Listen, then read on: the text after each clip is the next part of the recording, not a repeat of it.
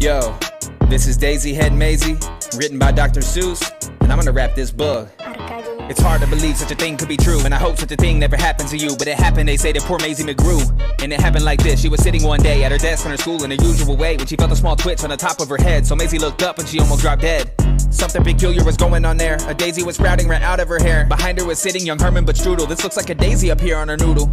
It doesn't make sense, why couldn't it be so? A noodle's no place for a daisy to grow. Then up spoke another boy, Einstein Fantastic, the brightest young man in the whole of the class. It's a very odd place to be sprouting a daisy, but nevertheless one is growing on Maisie. Hey, look it, cried Butch, right here in this room. Daisy Head Maisie, she's bursting in bloom. Miss Teacher, the teacher, came rushing up quick. That's not just some child is playing a trick. Which one of you boys stuck the thing in her hair? You know that a daisy could never grow there. But teacher said, Butch, I saw the thing rise right out of her head with my very own eyes. Just give it a yank if you think I tell lies. But Miss Teacher had heard quite enough of this talk. Maisie, hold still, let me get at that stalk. I'll tell her, Maisie, quit yanking, Butch said. You're giving her pains. I bet that those roots go way down in her brains. The kids in her class started shouting like crazy. Daisy had Daisy had Daisy had Maisie. Children be quiet, get grief in the last. Miss Teacher was shocked by the noise in her class. I've taught in this room 20 years, maybe more, but I've never seen anything like this before. I'll have to report it, you'll just have to come to the principal's office and show Mr. Grum. Now the principal, good Mr. Gregory Grum, was a very wise man, just as smart as they come. He knew more than anyone else in his nation about long division and multiplication. He knew all the answers, why oceans are deep, why skies are so high, and why mountains are steep. He should have the answer to this thing on Maisie. My word, he declared, it's a genuine daisy. I've seen them quite often in fields growing wild, but never before on the head of a child. No, what in the world ever made this thing sprout? I have no idea, but I'm gonna find out. It says daisies grow on the land. They grow between rocks, they grow also in sand. They mentions right here they can grow in a pot, but mention the head of a girl, it does not. Daisies, it says, sometimes grow in Alaska, also Missouri, Rhode Island, Nebraska. They grow in Japan and in Spain and Peru, in India, France, and in Idaho too. They grow in South Boston and also in Rome, but why should they grow on this little girl's dome?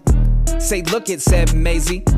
It's wilting, it's drooping, how wonderful, Maisie. It soon will be dead, you'll be rid of that daisy. In just a few minutes our troubles will pass. Declare Mr. Grum, take her back to the class. Then the principal saw a most terrible sight. The daisy was dying and that was alright, but that daisy was part of poor Maisie McGrew, and Maisie was starting to wilt away too. Teacher said, Grum, you know what I think? They're both going to die. Hurry, bring them a drink. That daisy, that girl's the worst problem in town. You take her away and you make her lie down. You lock her up tight in that room down the hall. There are quite a few numbers that I gotta call. Get Maisie's parents on the end of the line. I need them here quickly while there is still time.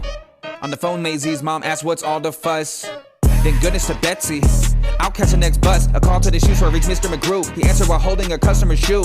Yes, this is, oh no, I really must go. A doctor should see her, the principal said, and an expert on plants like the ones on her head. So we called Dr. Eisenbart, who said what a trick. My stethoscope's packed, I'll be there in a tick.